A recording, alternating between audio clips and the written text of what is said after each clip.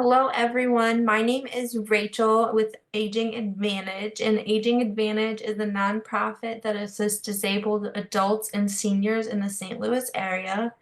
And today we have Susan with us, and I'm going to go ahead and let you take it away. Thank you, Rachel, and thank you, Donna and Aging Advantage for the kind opportunity to be with you this afternoon on today's educational presentation. My name is Susan Gallagher, so I am a registered professional nurse. I am owner and lead nurse consultant of BNC, which is Blanca Nurse Consultants, and also the companion company to that, which is BNC Care Navigators. So I'll mention a little bit, just a little bit, kind of at the very end.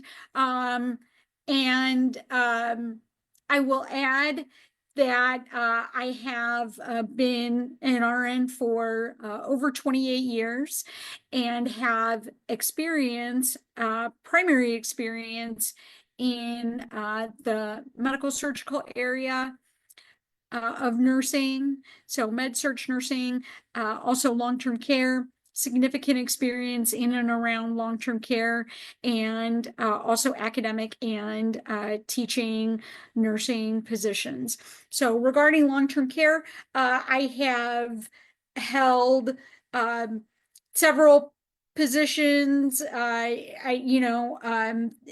and all the way through nursing administration. So my focus area, I have my master's in gerontology, and so master's of nursing, and my focus is gerontology. So my primary area of groups to work with is, of course, seniors. And so most recently, prior to COVID, I was in an academic nursing position, and then have also, during COVID, served in long-term care and went on to from there to form my company in April of 2023.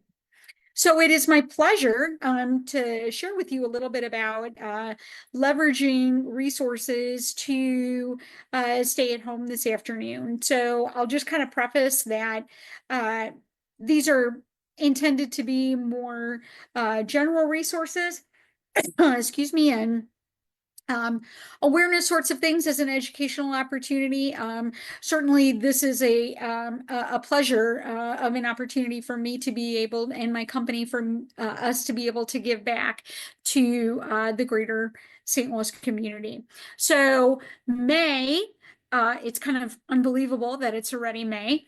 May is brings with it a couple of different awarenesses for the month of May. So one of those is Older Americans Awareness Month, and leveraging resources. Of course, we're going to talk about older adults and seniors today, but leveraging resources can really be divided into two areas. So one is that physical set of resources, or physical domain of resources, and then during May, arthritis, which is also Arthritis Awareness Month, kind of speaks, is fitting and kind of speaks to the physical domain. And then there's also the psychological or psychosocial domain. We also have Mental Health Awareness Month in May. And so that certainly, speaks to that. So I'm going to try and touch a little bit on both of these, and I appreciate any feedback, when this is rebroadcast, hopefully at some point that, there will be feedback on, how you'll be able to, really utilize these, some of these resources and ideas. Please always feel free to reach out to us at bnccarenavigators.com. And I will talk a little bit more again about my company at the end. So we're going to start with the physical domain. So aging in place, staying at home. What does that really mean? What does that really look like? And so certainly it's very individualized, first of all, and it can look like different things, obviously, at different levels. So, um, for example, physical fitness, okay, plays into that. So, what are some of the resources or opportunities to be able to successfully age in place in that domain? So, some of these, of course, are group or individual, as well as individual approaches.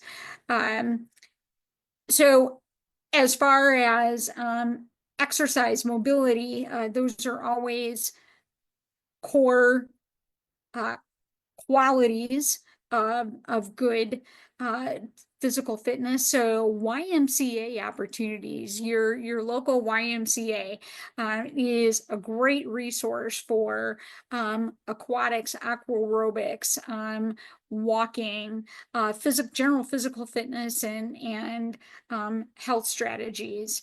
So part of this educational series, I also believe, is intended to look at how to reduce risk factors for isolation. So that's a great social opportunity at the same time.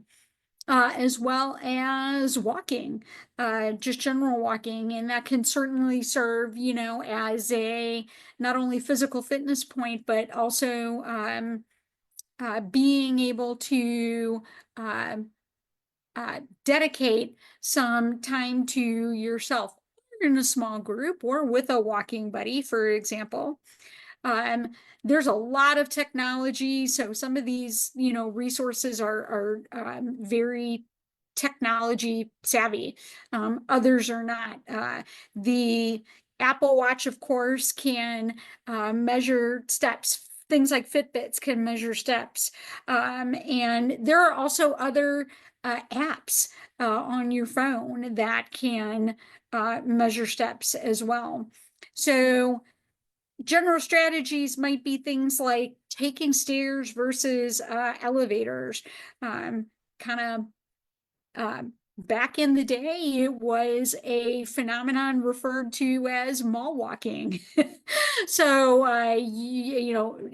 looking at local communities or local neighborhoods, opportunities within those areas where, you can spend some time and obviously uh, be within a safe environment, be able to complete your exercise. So kind of the mall walking opportunity or dedicated path opportunity. So dancing is another great way. Coming up in another couple of weeks, May the 28th is National Senior Health and Fitness Day. So just opportunities for exercise that are again both paced and also somewhat for pleasure. Now, all of that being said, there are also sometimes, of course, disease specific, parameters that people have to be obviously aware and concerned about. So, for more controlled opportunities, maybe there's an outpatient, therapy option that's more appropriate for someone under under a more controlled environment or controlled conditions, if you will.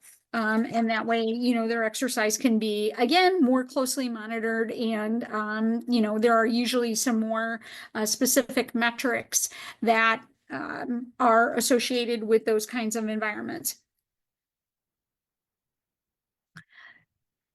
Looking at the psychological and psychosocial domains, um, what does that, what does aging in place look like from that domain? And so we talked about a little bit technology earlier. So uh, things like your regular iPhone, okay? Um, some of the different apps that are available. FaceTime technology, for example, helps to reduce social isolation. Computer technology. So my parents are both older, and I can remember uh, fairly clearly uh, several years ago when my mom was semi-retired and or becoming semi-retired, and started to learn how to use the computer in between 55 and 60. So computer technology and using email and those kind of things to continue communicating, okay, and to reduce social barriers. Library resources. I have really been amazed at here in the St. Louis area at some of the renovations that have been going on at some of the as some of the new libraries are up and coming, that the technology incorporated and included is absolutely amazing.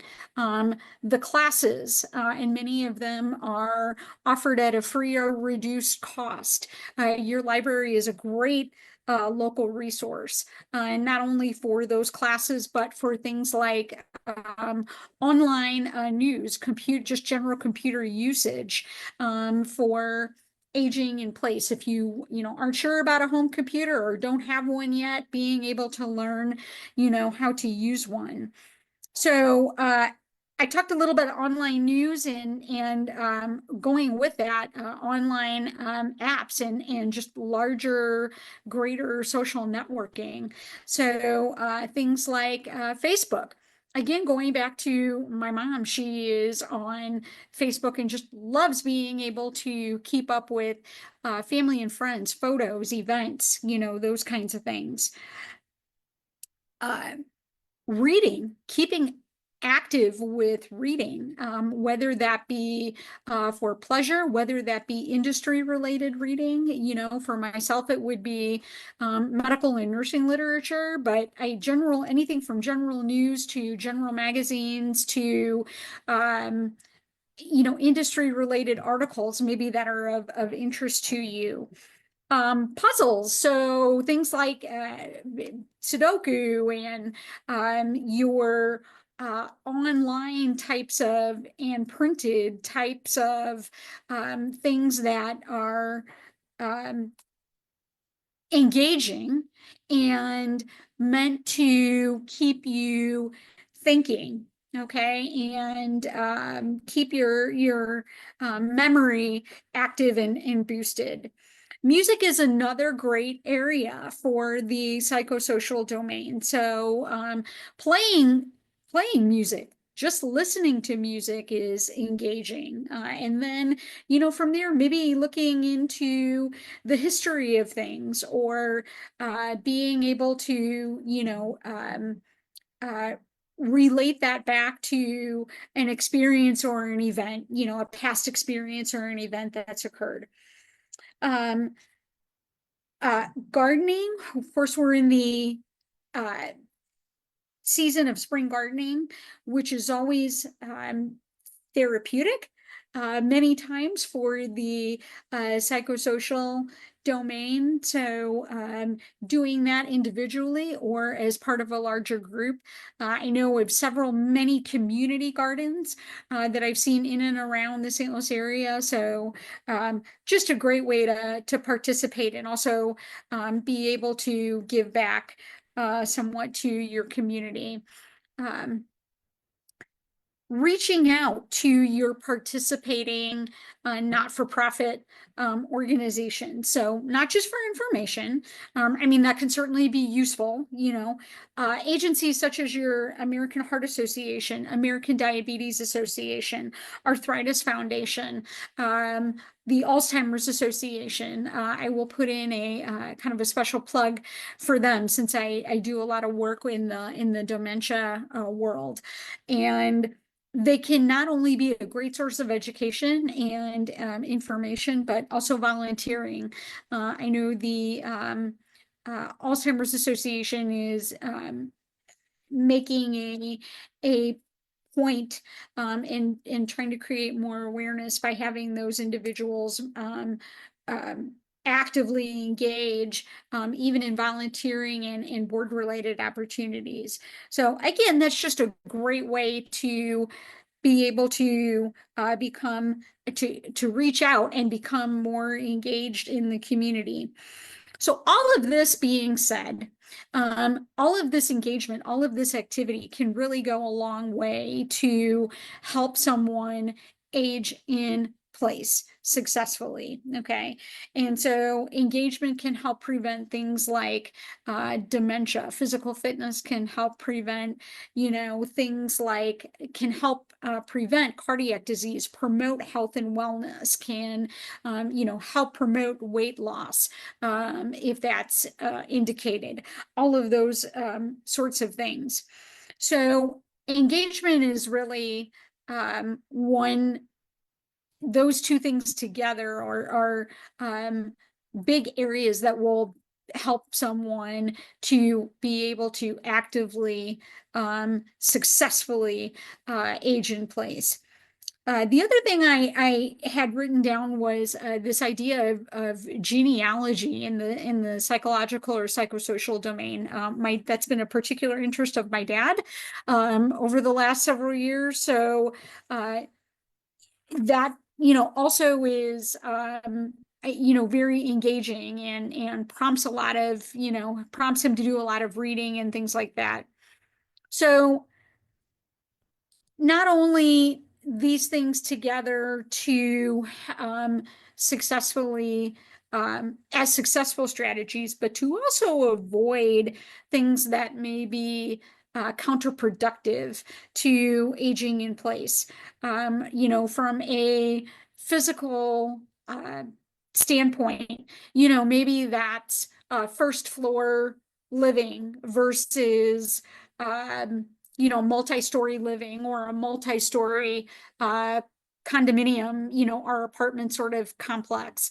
Um, maybe that is stairs obviously may be again, a very big issue for some people. So avoiding things that are going to be counterproductive, and developing then that sense of being able to promote or self-promote aging in place. There's lots of renovation opportunity for people to be able to have smart aging strategies that will eventually down the road allow them to successfully age in place.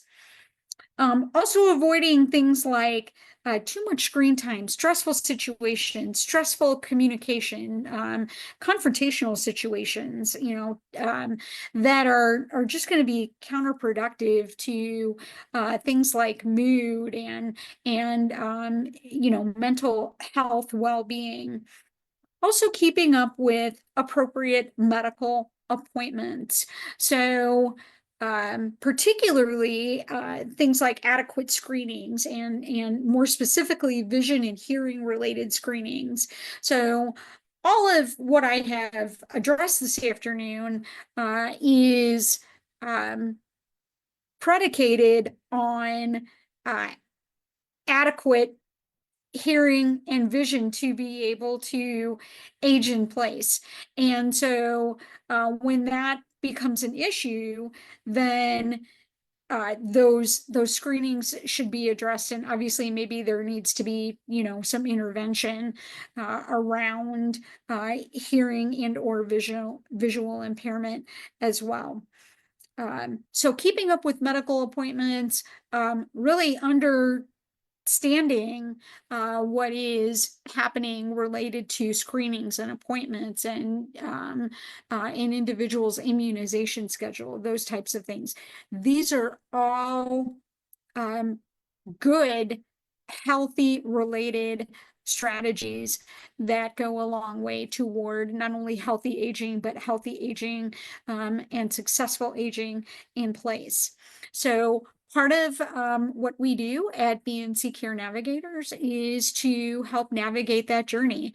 And so while I have shared some general strategies with you today, I will say that, we certainly do meet individually with clients, and as part of our process, we do definitely craft a personalized navigation plan that addresses individual needs, the family related needs, and certainly one of the categories that we certainly look at in terms of goals is aging in place, if that is an overall goal of the individual and the family. So I believe we're at about maybe 25 after the hour. So I will just see if there's any other questions maybe that have come in, or if we are if there are any questions amongst the roundtable group as we continue. Hello. I have a statement, and I just think it's awesome that you included a lot of technology for aging in place. I think that's awesome. Thank you. Yeah, yeah. Yeah, I agree. And you have a lot of experience, and that's great. So that gives you, I guess, a pretty broad field of being able to work with seniors.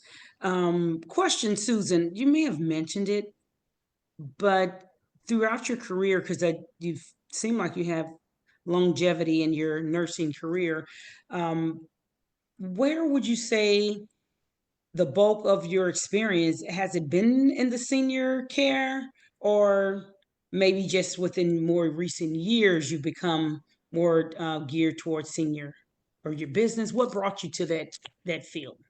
So exactly. I would say that overall the bulk of my experience has been concentrated in long-term care over the years. I mean, it's been spread out, but it's definitely been the bulk of my experience. Kind of secondary to that have been med surg related experiences, as I've either been in, maybe a PRN role, or as I've been teaching. So how did I come to work with seniors is a great question. And so that actually is part of my own navigation story. And I will answer that by saying I started navigating even before I knew what a navigator was, or even well before I ever formed my own business. So I had just graduated nursing school, may not have even been completely graduated yet, and was still living at home at the time. And it was my parents and I, and we had my two grandmothers that came to live with us. So at that point, we were an intergenerational household for probably 2 or 2.5 years, before I was really more out of the house. But that was really my first experience and sort of taste of taking care of seniors. So I mean, and it frankly it really was a lot of navigating before I even really knew what that meant, or what that looked like as a business. But really, this is something that nurses do, I would say probably quite a lot without realizing it. And so it is part and parcel of taking care of the whole patient, and really being goes hand in hand with being with them and journeying with them, whether that's directly at the bedside or whether that's as a navigator. Forgot I muted myself. It's really good. It kind of brings me back, reminded myself rather. I know as a child growing up, my grandfather ended up coming to live with us. But prior to that, I think I always had a knack for helping and just the caring part of me. As a very young age, I kept saying I wanted to be a doctor. I don't even know that I knew really what that really meant. I'm sure I didn't, because of course, doctors back then, the duty and things like that was probably a lot different, I would say. But Yes, I think it was just the caring part of it is what really was leading me to that. But just needless to say, in our household, my grandfather came to live with us. He had different types of medical issues, and he ended up having to have his one of his legs at the right below the knee amputated.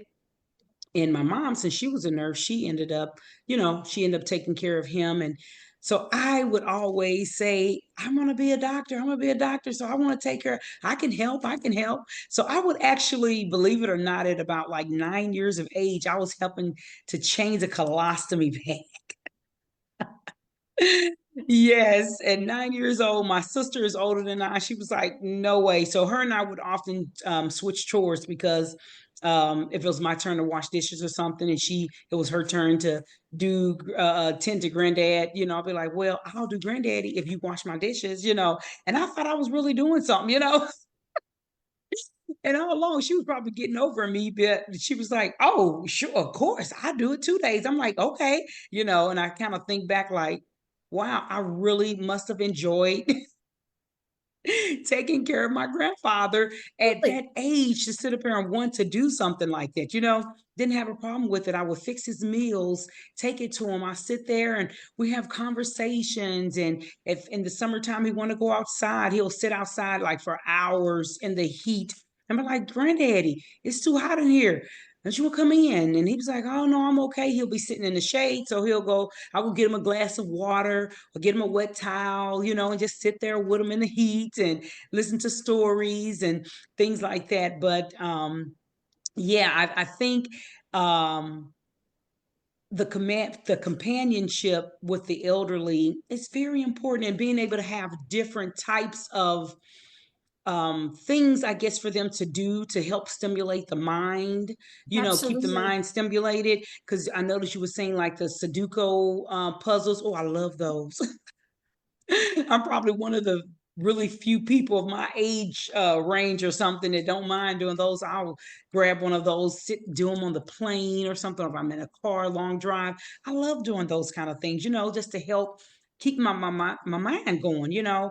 Reading, like you say, those are great things as well. And I've heard before, I don't know if you can attest to this or not, Susan, but I've heard before that if you read, I guess, doing having lots of reading or read often, I'll say it helps with I guess when it comes to dementia, people don't, I guess, progress as fast or quick or something like that.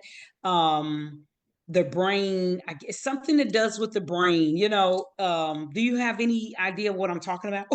I do. So basically it's that it's providing stimulation, right? Like Hmm. it's Hmm. exercising your brain, just like you exercise your body. And so both are equally important. They go hand in hand. And so absolutely reading a crossword puzzle, Sudoku, my mom loves getting on her iPhone and she'll play solitaire, a lot in the Yeah. evening. She loves that, like after she's done on Facebook and, she's had her, you know, she's had her little interaction with everybody and looking Mm-hmm. at all of her, scrolling through everything. She'll play solitaire for a That's while. good. And so, not that she doesn't, utilize paper and pencil puzzles or, stuff like that. But yeah, it really does. It's intended to generate, and why it works is it generates that engagement and provides stimulation, in the process of that engagement. So it keeps you active mentally, as well as, doing that physical activity. So, I mean, both are important for Yeah. successful aging. That's good. That's good. I enjoy that. That's really good. And I try to keep that in mind too as I age myself, Yeah. making sure that I'm even reading more, puzzles. I like them, but I don't know. I don't typically run to a puzzle. I don't even think I own a puzzle, but I think they're fun. I like to do it though, Yeah. with clients and things like that. I've had times and with our friendly visitor program, I always encourage or let people know that's something we can do with them as we do our friendly visitor visits. Can always do a puzzle because I know a lot of time people, the elderly, they do seniors and, they enjoy that. So whatever Or it is they even can do. basic arts and crafts. Not only that, but things like my grandmother, one grandmother was an avid crocheter. And my other grandmother was an avid needlepoint worker. Oh, So I still have, she would make handkerchiefs. Growing up, she wow. would make handkerchiefs and needlepoint the edges. And I still, for birthday presents or Christmas gifts. And so, I mean, I still have at least one of them that I know was from her. So something, and she was doing that well into her 80s. I mean, well into her Wow. 80s. Isn't that And something? so That's that awesome. was her, that was her pastime. That was her Yeah. hobby, and I think to be able to age successfully, either as an individual or, part of a larger family, you have to be able to be comfortable spending time individually, in a group, obviously with those people, or individually, as in, what hobbies am I interested in? What things do I like to do by myself to get Yes. myself interested or engaged? Or how do I like spending my free time by myself? Yes. Movies, music, I mean, there's a lot of different, avenues, of course. That's good. Yeah, I agree. That's great. That's great. Susan, I don't know whether or not you shared information of contacts rather. Did you share a way to contact you if Yes. anyone needs to? Please, I appreciate that. So, my contact information, I'll provide my email is Susan, Susan, at Blanca, B as in boy, L, A as in Larry, N, C as in cat, A, Blanca Nurse Consultants.com. And I'm Great. free, and happy to address questions, or, even if people just have general um, issues, maybe, that they're running into, frankly, running into problems with. Certainly, I'm here as a community resource as well as a, business organization. So, Great. I'm happy to do that. I appreciate this, Susan. Thank you so much again for your time and attention to us today. Anybody else have any comments or questions at this time? I don't know that I didn't check the chat. Yeah. Rachel, you're.